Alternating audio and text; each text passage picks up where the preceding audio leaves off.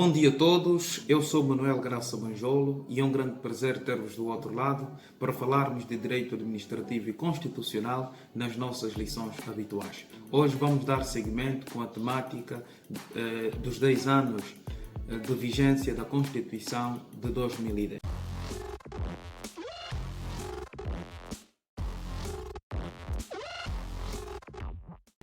Importa salientar que esta Constituição tem aspectos meritórios que nós assinalamos sobretudo na aula anterior e tem também alguns aspectos que na nossa perspectiva podiam ser melhor elaborados e melhorados para então melhor servirem os interesses da coletividade.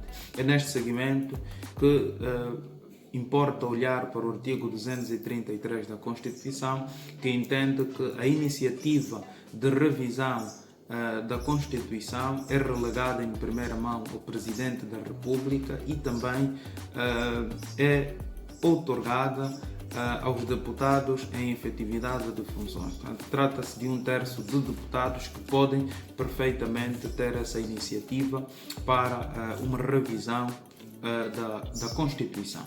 O artigo 235 então fala do horizonte temporal em que é permissível haver aqui uma revisão da Constituição e apresenta um horizonte de 5 anos desde a aprovação da Constituição ou ainda desde a última revisão ordinária do texto constitucional. E aqui é importante igualmente avançar que a Assembleia Nacional tem a todo o tempo poderes de revisão extraordinária, portanto basta que para tal seja legitimada por 2/3 de deputados em efetividade de funções. Então, havendo esta abertura legal para que Angola possa, então, decorridos 5 anos desde a aprovação do texto constitucional, melhorar um outro aspecto, nada obsta, na nossa perspectiva, que este texto orientador do Estado, este texto que traz consigo aquilo que é o núcleo essencial de organização e funcionamento das principais instituições e dos direitos que assistem os cidadãos, nada impede que possa então ser melhorado, sobretudo em alguns aspectos. E nós vamos então aqui começar por apontar a organização administrativa.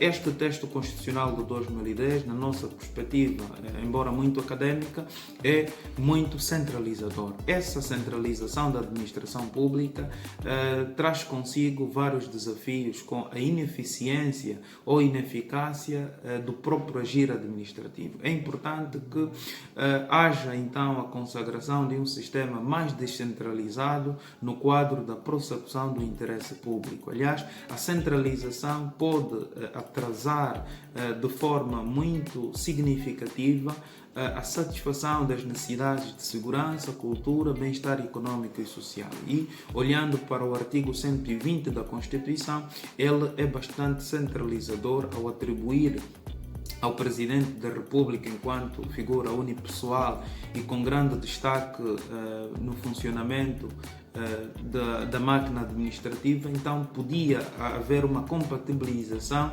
que melhor atendesse ao interesse da coletividade. Por outra, é importante também olhar para o funcionamento dos órgãos de soberania. Aqui, a legitimação dos principais expoentes máximos dos tribunais superiores, na minha perspectiva, podia ser interna através de uma votação interna e bastava-se nesses termos que o processo podia até oferecer melhores garantias. Portanto, é importante que se olhe para esse funcionamento dos órgãos de soberania e, não menos importante, a eleição dos juízes presidentes, que, na minha perspectiva, acaba sendo inquinada e belisca um pouco a lógica de separação de poderes, porquanto os tribunais, nos termos do artigo 105 da Constituição da República, também são órgãos de soberania, ao exemplo do Presidente da República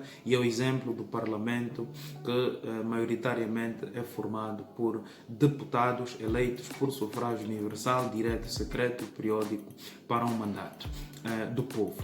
Ora, essas questões, em nossa visão, devem merecer uma pronta intervenção, sobretudo do Estado. E também olhar aqui para a questão da terra, a terra enquanto propriedade originária do Estado. Na nossa visão, a terra deve ser propriedade dos cidadãos.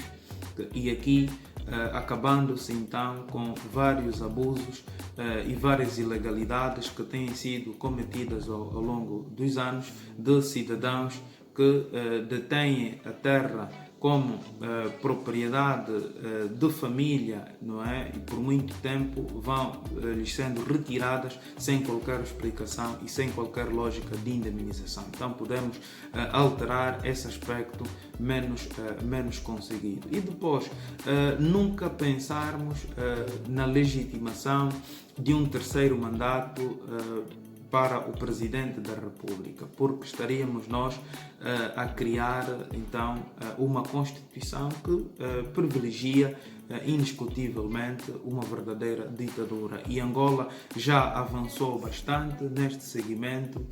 Dissemos na primeira aula que esta Constituição é bastante garantística, traz consigo um núcleo de direitos, liberdades e garantias fundamentais que possamos até compará-la a qualquer Constituição do mundo moderno, e neste segmento nós aplaudimos e entendemos que é bastante meritória a Constituição de 2010. Mas, envolvidos 10 anos, essa Constituição, na nossa perspectiva, já não se ajusta à nova realidade social, à nova realidade económica, política.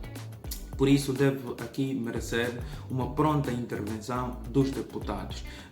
A consagração de um sistema de base suprapresidencial, na nossa perspectiva, também não é uma opção razoável, pelo que teríamos de voltar ao sistema que em 1991-92 a lei constitucional consagrava, principalmente o sistema semipresidencialista. Esse sistema semipresidencialista oferece um maior controlo e pode dar lugar a um check and balance e pode certamente ativar e revigorar a função do Presidente da República enquanto garante da unidade do Estado e enquanto equilibrador dos vários poderes que existem então na República. Aqui este papel do Presidente da República quase que fica sonegado nos dias que correm, porquanto o Presidente da República ora atua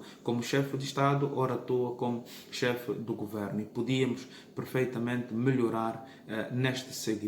Grato pela atenção dispensada, que Deus abençoe Angola e os angolanos. Bom dia a todos.